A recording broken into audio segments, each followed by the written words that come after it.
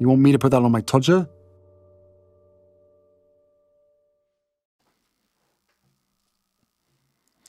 Diana duplication in New York. Harry's wife is in New York. We also know that she believes that she channels the spirit of Diana. She triangulates Harry with his dead mum. She does so in a number of ways. Firstly, when she drew him in, by appearing to be supportive about his loss, believing that she understood his vulnerability and concerns, so that Harry felt cared for. This was part of the golden period. You'll recall also that she wore the same scent that had been used by Diana, triangulating Harry with that. Thereafter, she has repeatedly sought to triangulate Harry and the public at large with Diana by conducting herself in a similar way, particularly when it comes to what she wears. And she's at it again. Town and Country, a supine publication, has necessitated the issuing of favourable coverage of her appearance in New York, and an article by Emily Burak tells us Harry's wife and Prince Harry return to New York City. Whoopie-fucking-do, say the New Yorkers. Since stepping down as senior working royals, Prince Harry and Harry's wife have travelled to New York City on numerous occasions. Most recently, the Duke and Duchess of Sussex were in the city in May for the Ms. Foundation 50th Anniversary Gala, after which their spokesperson said they were involved in a near-catastrophic car chase with paparazzi. Notice how Town and Country fails to point out that it was nothing of the sort, maintaining their status as arse-lickers to Harry's wife. The article continues, Today, they return to New York for the first time since that incident, for Archwell Foundation's first ever in-person summit, timed for World Mental Health Day. They began their day with a visit to the Marcy Lab School, a college alternative in Brooklyn, New York. For the occasion, Harry's wife wore a varsity letterman jacket. The jacket was given to her by the Robert Clack School's debate team during her March 2020 visit on Women's International Day. She accessorized with Jennifer Chimandi heels. Didn't she just put a pair of shoes on? Isn't that what you mean? We all have to wear them when we go outside unless we want to risk standing on a pebble or in some dog poo with a bare foot. So you're not accessorizing with shoes, you're just putting them on, aren't you? Stop trying to make it seem more than it is. Accordingly, she turns up with the varsity letterman jacket. And who does she happen to look like? Well, as the image shows on your screen, she looks like Diana. Another instance, and it's too many times that it happens for it to be a sheer coincidence. She wants to channel that image. Her narcissism guides her in that way.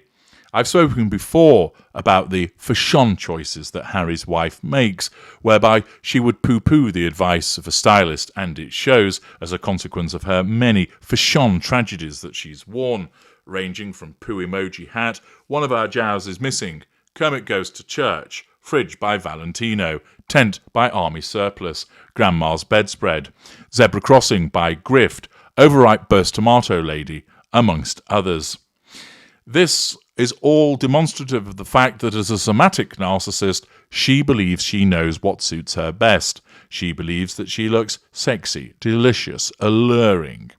And it also causes her to make the selection of clothing which duplicates that which was worn by Diana for the purposes of reinforcing that image in the mind of Harry and also attempting to triangulate the general public with the idea that she is the reincarnation of Diana, Princess of Wales. Thus, she turns up wearing a similar style of jacket to that of Diana. Town and Country continues by telling us that during the visit, Prince Harry told students, everyone's got their own story, reason for being here. Your life is still going to be filled with complications and challenges. And if one of you starts to go quiet, doesn't show up, you need to find out why. And remember to have fun. It has to be fun. Yeah. Was that all right, Megzy? A recent alum and now associate instructor, Zohaib Manzoor, shared of their visit, "They were super down to earth. They were really listening to everything we had to say, the questions they were posing afterward. It really seemed like they were internalizing the things that we were saying, our stories. Fuck me, what a convoluted way of saying somebody listened to me. They did a really great job with that. They were really positive. You could see from their facial expressions they were really excited to be there as well, and they had a lot of joy in them. They made me feel super welcome. Can I go now, and will you take that gun away from the back of my head?" Goodness me, what a glowing tribute for just having met somebody. But of course, this is what has to be put forward as part of the facade management that's necessary for Harry's wife.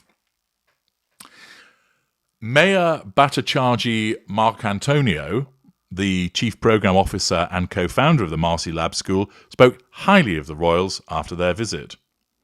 "I think co-founder Ruben Ogbana and I just feel so touched and so grateful," she said. "The Marcy Lab has been a dream of ours, and it's something we work so hard for every day.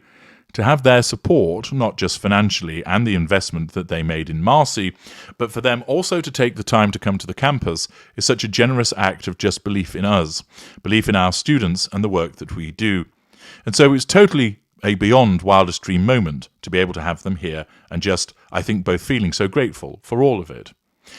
Now, of course, that lady is delighted that they've appeared. It's brought some publicity to what they're doing, which is fair enough, and it sounds like there's some kind of financial investment whereby perhaps the Archewell Foundation has been utilising other people's donations to make Harry and Harry's wife look good. Naturally, this is a win for the Marcy Lab. But of course, what they don't realise, and perhaps don't actually care, that from Harry's wife's perspective, it isn't about doing those things for the inherent good of doing them, but it's all about how it makes her look good. Many narcissists, particularly those of mid-range that operate a facade, will engage in charitable activities and philanthropic work because it makes them look good. And that's all it is about. There's no genuine interest. There's no actual emotional commitment to it. Mr. Ogbana added, "For us two middle school teachers to have these people who have seen literally the entire world to say that we believe in what you're doing, we believe in it enough to show up and be here, it's a good dream come true." I think Mr. Ogbana doesn't really understand what literally means. I doubt that Harry's wife has literally seen the entire world, or even Harry. In fact, I don't think you'll have seen anybody who has seen the entire world other than perhaps an astronaut that has orbited it. And even then you could argue they've not seen the entire world because they've not seen it in detail. Perhaps a well-travelled would have been better.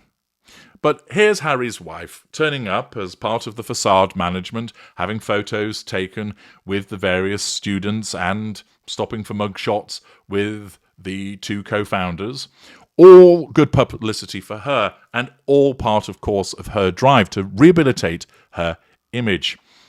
Are people going to be taken in by all of this? Are people going to accept it as she embarks upon her Diana duplication? Well, that remains to be seen. And we'll be looking at the reactions to this event and visit in a further video. But here, more opportunity for her to utilise Diana for the purposes of triangulation and the management of her facade. I'm H.G. Tudor. Thank you for listening.